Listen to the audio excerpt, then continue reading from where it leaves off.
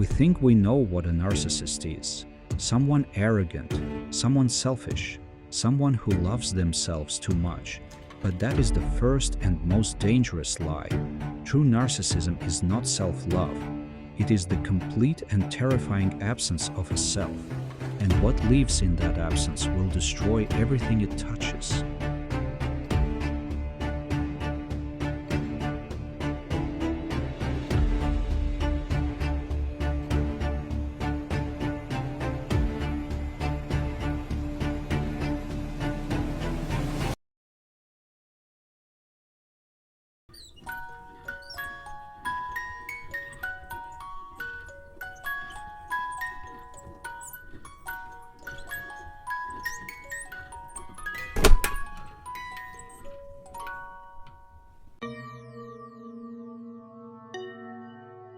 Before the age of 6, something broke inside this child.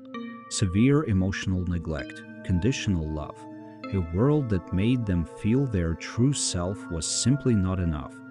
So they made what psychologists call a Faustian bargain. They buried their real self, their wounded, sensitive, authentic self, completely alive, and in its place, they constructed something psychologists call the false self. An omnipotent, invincible, perfect version of themselves, designed to shield them from the horror of feeling ordinary, flawed, and unloved. Psychoanalyst Sam Vaknin describes this false self as a psychological artificial intelligence. It has no real emotions, but it has highly sophisticated programming designed to extract one thing from every human it encounters: attention, fear, admiration. Psychologists call this narcissistic supply, and without it, the false self begins to collapse. So it feeds constantly, relentlessly, on every person it can reach.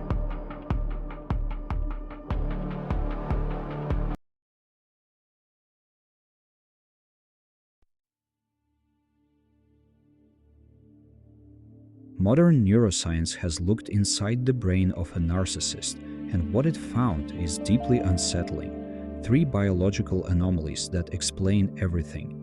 First, the insular cortex, the region responsible for empathy and human feeling, shows a significant reduction in gray matter. They are neurologically colorblind to your pain. They can watch you cry. They can mimic your tears. They can calculate exactly what to say, but they feel absolutely nothing. Second, their social pain network is hyperactive. When a normal person experiences rejection, their brain registers a brief, manageable sting. But in a narcissist, a delayed text message, an eye roll, a minor disagreement, their brain registers it as physical torture. And third, weakened frontostriatal connectivity means they are completely incapable of regulating their own self-esteem internally.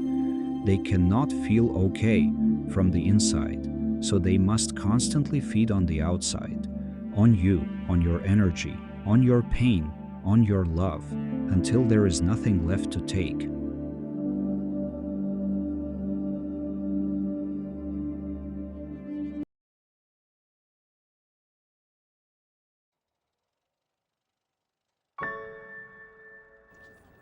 When a narcissist finds you, they do not love you. They study you. They learn your traumas, your fears, your deepest desires, and they clone your entire personality and present it back to you as their own. Psychologists call this the shared fantasy, an illusory relationship carefully constructed to trap and control. In the beginning, they love bomb you. You believe you have finally found your soulmate, but you have not found a soulmate. You have found a reflection. And then the cycle begins. Idealization, you are perfect, you are everything. Devaluation, you are flawed, you have failed them. Discard, you are nothing, you never existed. The moment you show human weakness, the moment you get sick, disagree, or simply have a bad day, the mirror cracks. You have committed the ultimate crime. You proved you are a real human being, not their perfect projection. And from that moment, the systematic destruction begins.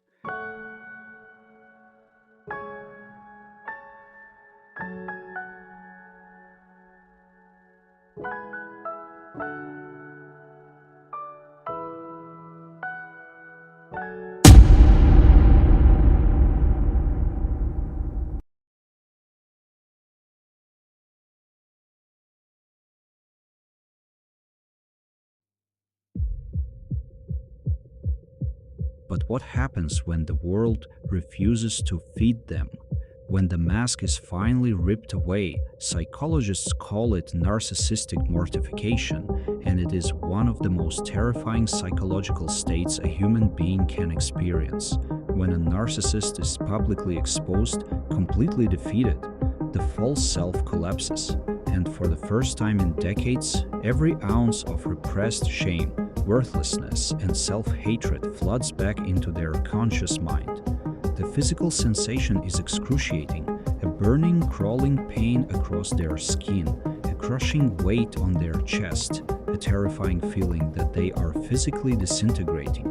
In this state, they are at their most dangerous, because stripped of their divinity, they are forced to see what they truly are, a hollow, broken, terrified child, and they will do anything to never feel that again.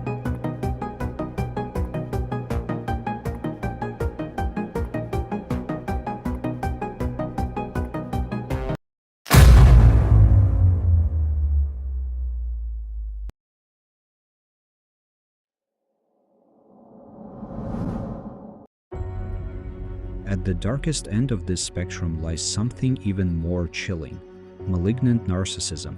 Here they do not just want your admiration, they want your complete and total destruction. They will gaslight you until you doubt your own reality, isolate you from everyone who loves you, dismantle your self-worth piece by piece, and watch your descent into madness with calm, unbothered detachment. To them, your destruction is proof of their power. Do they ever feel remorse? Never. Because to feel remorse, you must first acknowledge that another human being exists, and to a narcissist, you never truly did.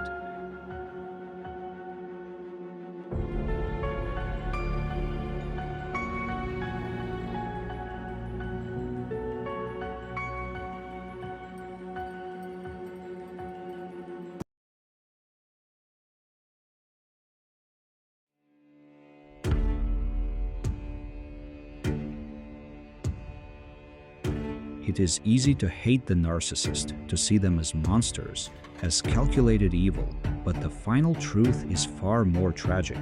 The narcissist is trapped in a lifetime of solitary confinement inside their own mind, incapable of real love, incapable of real peace, every relationship a transaction, every person a potential threat, walking through a world full of warmth and beauty and connection, forever frozen behind a wall of cold glass, staring at their own reflection, starving to death in plain sight.